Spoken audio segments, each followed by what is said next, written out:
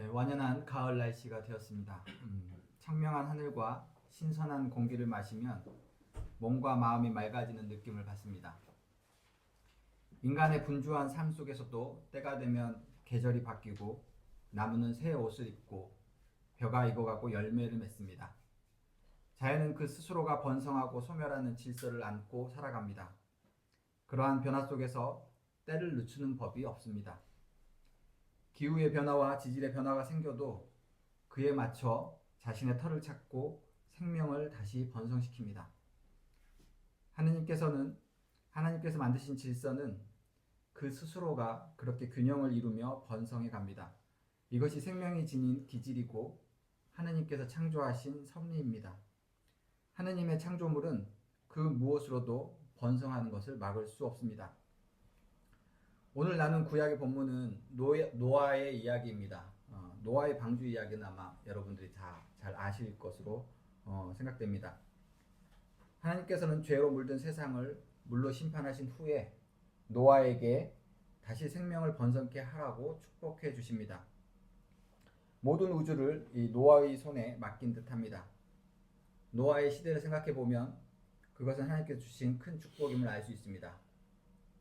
멸족한 문명 속에서 개인과 소수가 살아남는 것은 아주 위험천만한 일입니다. 곳곳에 수많은 맹수와 여러 어려움들이 도사리고 있습니다. 하지만 이러한 노아를 하나님께서는 축복하셔서 만물을 번성케 하라고 말씀하신 것입니다. 이 말씀이 노아에게는 큰 위로와 힘이 되었을 것입니다. 이 말씀은 노아에게만 주신 말씀은 아닙니다. 모든 인류와 생명을 통해서도 같은 사명을 부여해 주십니다. 하느님은 모든 피조물 안에서 자신의 영을 심어두시고 그들이 모두 하느님의 섭리에 따라 살도록 하셨습니다. 오늘 읽은 마태복음서의 본문은 예수님이 제자들에게 하신 주인이 맡긴 달란트의 비유입니다. 이 이야기는 누가복음서에 나오는 문화의 비유와 문화의 비유로 누가복음서에는 기록되어 있습니다. 이 두 이야기는 사실 조금 다른 전제로 이야기가 시작되지만 그 비유를 통해 주인이 종을 나무라는 내용은 같게 묘사되어 있습니다. 누가복음서의 본문은 귀족이 왕위를 얻기 위해 길을 떠나는 길에 종들에게 10문화씩 나누어 준 이야기로 시작이 됩니다. 그는 왕위를 받고 다시 돌아올 것인데요. 그때까지 자신이 맡긴 문화로 장사를 하라고 일러주고 길을 떠납니다. 그런데 마태복음서의 본문은 어떤 사람이 종을 불러다 달란트를 맡긴 내용으로 시작이 됩니다. 이 본문에는 그 사람이 다시 돌아올 것이라는 언지가 없습니다. 또한 어떤 목적으로 길을 떠나는지도 나와 있지 않습니다. 단지 세 종을 불러서 5달란트와 2달란트, 1달란트씩 맡기고 그리고 여행을 마치고 돌아와서 셈을 한다는 이야기로 전개가 됩니다. 달란트의 비유는 우리들이 잘 아는 내용입니다. 5달란트를 가진 종은 10달란트를, 2달란트 가진 종은 4달란트를 벌었다는 이야기입니다. 그러나 1달란트를 받은 종은 두려워서 그것을 땅에 묻어두고 주인이 돌아왔을 때 그 1달란트를 돌려준다는 이야기입니다. 이에 화가 난 주인은 그 달란트를 뺏었다가 10달란트를 가진 종에게 주고 그로 인해서 1달란트를 가진 종은 슬퍼할 것이라는 이야기입니다. 이 이야기의 서두에 예수님은 하나님의 나라는 이와 같다 하며 이 비유를 이야기해 주십니다. 예수님께서는 하나님 나라를 이야기하시면서 달란트의 비유를 드신 것입니다. 문득 하나님 나라와 이 달란트를 받은 종의 이야기가 어떻게 연결이 되는지 궁금해집니다. 이 비유는 종종 열심히 일하는 종은 주인이 와서 칭찬을 하고 게으른 종은 주인이 와서 가진 것을 뺏는다는 것으로 해석되곤 했습니다. 그렇게 보면 하느님의 나라는 노력하는 자가 얻는 것처럼 보입니다. 과연 하느님은 일을 잘하는 종에게는 상을 주고 일을 못하는 종에게는 벌을 주는 재판관의 모습일까 하는 생각이 듭니다. 마태복음의 비유는 누가복음의 비유와 다른 점이 있습니다. 일단 달란트와 문화를 비유에 사용했다는 것인데 이 달란트와 문화는 가치가 굉장히 많이 차이가 납니다. 한 문화는 한 노동자가 사흘을 일해야 얻을 수 있는 품삯입니다. 그런데 한 달란트는 한 노동자가 15년을 일해야 받을 수 있는 품삯입니다. 그 규모에 큰 차이가 있습니다. 그리고 누가복음서에는 귀족이 왕위를 받고 돌아온다는 전제가 있지만 마태복음에는 주인에 대한 설명도 없고 그 뒤에 돌아오겠다는 이야기도 나와 있지 않습니다. 종의 입장에서 15년의 품삯을 맡기고 길을 떠난 주인은 언제 돌아올지 가늠할 수 없을 가능성이 큽니다. 그러니 그렇게 큰 돈을 종들에게 맡기고 떠났겠죠. 오늘의 이야기를 노아가 받은 축복과 연결시켜 보았습니다. 하느님은 온 자연을 노아에게 맡기셨습니다. 그러면서 생육하고 번성하라고 말씀하십니다. 마태복음의 비유에 따르면 그 주인이 되신 하느님께서 언젠가 다시 우리에게 돌아올 것입니다. 그날이 언제인지 알 수는 없지만 비유를 통해서 알 수 있는 것은 주인으로부터 달란트를 받은 종은 그것으로 자신이 해야 할 일을 하고 있어야 한다는 것입니다. 주인은 종이 자신에게 맡겨진 일들을 감당하며 지내기를 바란 것입니다. 이 이야기는 왠지 성실히 일을 해야 주인에게 인정받을 것 같은 마음이 들게 합니다. 게으른 사람에게는 주인이 돌아와 가진 것을 빼앗아 갈 것 같은 위협이 되기도 합니다. 이 본문을 좀 더 이해하기 위해서 예수님이 이 말씀을 하신 상황을 들여다보겠습니다. 예수님은 이 비유를 예루살렘에 들어가기 전에 제자들과 나눕니다. 예수님은 예루살렘에 들어가셔서 갖은 고난을 받으시다가 신문받고 십자가에 돌아가시게 됩니다. 앞으로 자신에게 닥칠 죽음의 위협을 예수님이 몰랐을 리 없습니다. 그런 상황에서 나눈 달란트의 비유는 이 비유에서 한 달란트 가진 종이 느끼는 그 두려움은 예수님이 예루살렘 입성을 앞두고 느끼는 두려움과 그리고 우리가 일상 속에서 느끼는 두려움과 나란히 두고 살펴볼 필요가 있습니다. 한 달란트 가진 종이 땅에 묻어둔 이유를 두려움이라고 주인에게 설명합니다. 이건 이유일 수도 있고 변명일 수도 있습니다. 오늘 베드로의 서신서 본문을 가지고 이 내용을 조금 더 살펴보고자 합니다. 베드로서는 소아시아에 흩어져 있는 교회들의 마음을 위로하고 독려하기 위해서 베드로가 쓴 편지입니다. 이 편지를 쓸 때 베드로는 자신이 바벨론에 있다고 이야기합니다. 이 바벨론은 남유다를 멸망시켰던 바벨로니아의 수도입니다. 그런데 베드로가 그 바벨론에 있다는 말은 그 옛 왕국인 바벨로니아의 수도에 있다는 뜻으로 보기에는 무리가 있습니다. 베드로가 살던 시절에는 바벨론은 도시가 거의 패망했고 존재하지 않았기 때문이죠. 그래서 우리는 이 말이 그 당시의 유다 민족을 지배했던 로마를 뜻한다는 것을 짐작할 수 있습니다.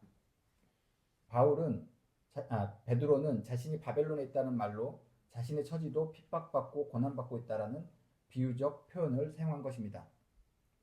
당시 소아시아에는 그리스도를 따르겠다 하는 사람들이 이방인 땅에서 이방인의 박해를 받으며 지내고 있었습니다. 그 소아시아 지역은 이방인들이 살고 있는 곳인데 이곳에는 이방인들이 예수를 그리스도라고 고백하고 그리스도인이 되어가고 있는 과정이죠. 그들이 그곳에서 예수를 믿고 따른다는 것은 결코 쉬운 일이 아니었습니다. 그러한 이방 땅의 그리스도인들에게 베드로는 이방인들이 가졌던 그 습성을 따르지 말고 앞으로 올 예수 그리스도를 기다리라고 권하고 있습니다. 그때가 오면 이날의 수고를 인정받게 된다며 격려의 편지를 그들에게 보냅니다. 베드로가 서신서를 보내던 때는 로마 황제 네로가 통치하던 시대로 해석됩니다. 로마의 폭군으로 알려진 네로 황제의 이야기는 아마 여러분이 한 번쯤 들어보셨을 것입니다. 대표적인 그리스도인의 핍박 이야기는 로마의 화재 사건입니다. 이 사건이 일어난 원인에 대해서는 여러 문헌적 차이가 있지만 로마에서 화재가 일어났고 이에 대한 방화범으로 그리스도인들을 주목하게 됩니다. 그렇게 해서 그리스도인들에 대한 핍박이 로마에서 거세게 일어나게 되죠. 몸에 타르를 바르고 산채로 화형을 시켜 밤에 횃불로 사용하거나 굶주린 사자와 싸우는 검투장에 희생물로 삼고 그리스도인들이 갖고 있는 삶을 약탈하고 살해하는 일이 비일비재하게 벌어지던 시절입니다. 이런 상황에서 예수 그리스도를 따른다는 것이 얼마나 힘든 일이었을지 가늠이 되지 않습니다. 그런 고난 가운데 있는 이들에게 베드로는 지금의 고통은 예수님의 십자가의 고통을 우리가 함께 지는 것이다. 이것으로 우리는 예수 그리스도와 하나가 된다며 전하고 있습니다. 그러면서 이날의 수고를 미래에 올 왕으로부터 의롭다 인정받을 것이라고 권면하고 있습니다. 다시 달란트의 비유 이야기로 돌아와 보겠습니다. 흔히 열심히 일해서 자신에게 주어진 것들을 부풀려야 한다 하고 이해되었던 달란트의 비유는 베드로의 서신서를 보면 그 일이 그렇게 만만한 일이 아님을 가늠하게 합니다. 예수님께서는 비유를 통해 제자들에게 하느님 나라에 대해 일러주신 후 예루살렘에 들어가 고난을 받다 결국 십자가에 돌아가시게 됩니다.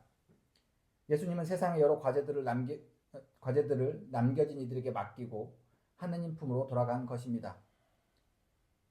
지금 우리가 받은 그 과제가 결코 작다 할 수 없을 것입니다. 그러나 그 주인은 언젠가 다시 돌아오며 고통받던 자들의 수고를 위로해 주실 것입니다. 달란트의 비유를 통해 이야기하시는 하느님의 나라는 그 다시 돌아올 주인을 기다리며 자신의 일을 성실히 해나가는 종들에 대한 이야기이기도 합니다. 하나님께서는 노아에게 세상을 맡기신 것 또한 이와 같은 이야기입니다. 우리는 하나님께서 우리에게 맡기신 일을 성실히 이행해가며 하나님께서 우리에게 다시 오실 날을 기다려야 한다는 것을 알 수 있습니다. 저는 오늘 본문을 준비하면서 하나님께서 우리에게 맡기신 일이 과연 무엇일까 하는 질문을 던져보았습니다. 지난 한국 역사 속에서 민족이나 해방, 통일이나 평화와 같은 담론들이 있었습니다. 오늘날 다양한 사회에서는 어떤 하나의 담론으로 묶을 수 없습니다. 각자의 자리에서 열심히 사는 것도 좋지만 다양성은 힘을 하나로 묶는데 어려움을 줍니다. 오늘날의 다양한 주제 속에서 하느님의 사랑을 실천하는 길이 무엇일까요? 베드로는 서신서를 통해 이방인 그리스도인들에게 과거의 이방 문화에 살아가던 습성을 버리라고 권합니다. 그러면서 다음과 같이 이야기합니다.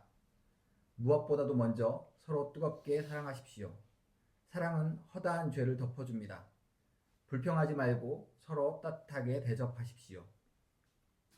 이 말은 서로 사랑하는 데 애를 쓰고 이방인의 핍박에 분노로 응대하지 말라는 권유입니다. 그리고 그들은 사랑의 방법을 통해 이방인들과 다름을 드러내라고 이야기하고 있습니다. 저는 영적 동반을 할 때 그리스도인의 사랑을 이기적인 사랑이라고 전하곤 합니다. 이타적인 사랑을 조심하라고 경계합니다. 이 말은 베드로가 이야기하는 서로 뜨겁게 사랑하는 말과 다르다고 할 수 있습니다. 하지만 제가 이야기하는 이 이기적인 사랑에는 전제가 있습니다. 그것은 자신의 욕망을 쫓는 그러한 사랑이 아니라 하나님께서 우리에게 베푸신 사랑을 이야기합니다. 그리스도인의 사랑은 하나님께서 어떻게 나를 돌보고 계시는지 깨어서 살피고 그 사랑 안에 머무는 사랑입니다. 내 안의 것을 꺼내서 남에게 주는 사랑은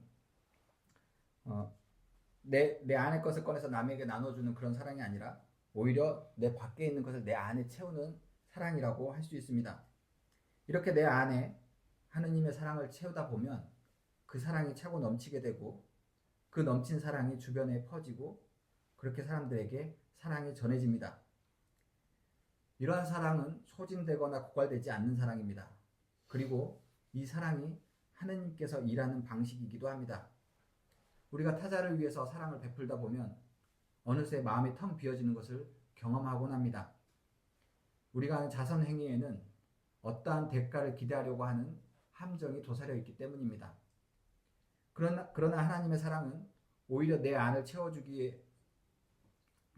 있기에 그렇게 해서 드러나는 사랑입니다. 우리가 하나님을 사랑하다 드러나는 이타적인 행동들은 그 안에서 하나님이 우리에게 주신 축복을 찾기 위함입니다. 그렇게 하나님의 사랑을 갈망하며 살다 보면 우리 주변의 상황이 바뀌는 것을 여러분은 경험하게 될 것입니다. 우리가 하나님의 사랑에 눈을 뜨면 우리의 삶의 내용은 바뀌게 됩니다. 하나님의 사랑을 갈구하는 모습이 주변의 상황을 변화시키는 신비로 나타나게 됩니다. 지난 떼제 기도회에 있을 때 참석하신 분들은 신학년 수사의 소식을 들을 수 있었을 것입니다. 우크라이나의 포탄이 떨어진 곳에 떼제 수사들 몇이 가서 함께 기도를 하고 있다는 소식을 전했습니다. 저는 아직 그 포탄이 떨어진 곳에서 기도를 드려본 적은 없습니다. 그러나 제 친구들 중에는 전쟁 중에 평화를 애타게 구하는 이들이 몇몇 있습니다. 간혹 그들이 저에게 기도를 요청하는 소식을 전해오곤 합니다. 악이 판치고 거짓과 욕망에 사로잡힌 사탄의 하수인 노릇을 하는 사람들이 세상을 지배하는 것처럼 보이곤 합니다. 언제나 간교하고 이기적인 이들이 승리하는 것처럼 보입니다. 그러나 이 위험천만한 세상이 아직 망하지 않고 버티는 이유는 하나님께서 평화를 갈망하는 이들의 기도를 들으시고 평화를 위해 힘쓰는 이들과 함께 하시기 때문입니다. 저는 서울교회 교인 여러분들이 분쟁의 현장에 뛰어들어 평화의 수호자가 되라고 이 말씀을 전하는 것이 아닙니다. 우리에게는 각자 삶의 자리에서 맡아야 할 역할들이 있습니다. 다만 우리가 교회 공동체로 모일 때는 이 땅의 평화와 정의를 위해 애쓰는 이들의 강력한 지지자로서 역할을 해야 합니다. 교회가 그들을 지지하고 그들과 함께 중보하며 기도할 때 이 땅에는 하나님의 선한 일들이 확산되게 됩니다. 이 일을 위해 하나님은 많은 사람들을 찾고 있는 것이 아닙니다. 단 한 사람이라도 진실된 마음으로 선을 갈망하기를 간절히 바라십니다. 그렇게 보면 지금 서울교회에 모인 교인들의 숫자가 결코 적다고 할 수 없습니다. 이것이 우리가 하느님 앞에 바로 서야 하는 까닭이기도 합니다. 정말 뜨거운 마음으로 아픈 이들을 사랑하고 죽어가는 이들의 슬픔을 슬퍼한다면 그렇게 슬퍼하는 단 몇 명만 모여도 하느님은 그 사람들을 통해서 세상을 변화시키십니다. 베드로가 고통받는 이방인 그리스도인들에게 보내는 뜨겁게 사랑하라는 권유를 저는 뜨겁게 하느님을 갈망하십시오라고 번역합니다. 이 갈망으로 하나님께서는 우리를 연결시키고 하나로 묶어주십니다. 이러한 하나님의 사랑은 이해되는 것이 아니고 받아들여지는 것입니다. 우리가 삶 속에서 하나님을 고백하는 것은 하나님이 어떻게 계시는지 이해되어서가 아니라 우리가 살아보니 하나님의 보호 아니고서는 내가 살 수 없다는 것을 발견하기 때문에 삶으로 받아들여지는 것입니다. 하나님을 향한 그 뜨거운 사랑이 우리의 삶을 변화시키고 죽어가는 세상의 희망이 될 것입니다. 그것이 하나님께서 맡긴 사명을 감당하는 일이며 하나님이 창조하신 세계를 생육하고 번성케 하는 일입니다. 결국 우리가 하나님께서 맡기신 일을 잘 감당하기 위해서 우린 더욱 깨어서 하나님과 함께 머무르도록 해야 합니다. 나의 고집이나 불안이 아닌 하나님의 사랑이 자신을 통해 발현되도록 우리는 기도하며 구해야 합니다. 하나님께서 베푸시는 뜨거운 사랑으로 우리가 더욱 뜨겁게 사랑하는 이들이 되기를 간절히 소망합니다.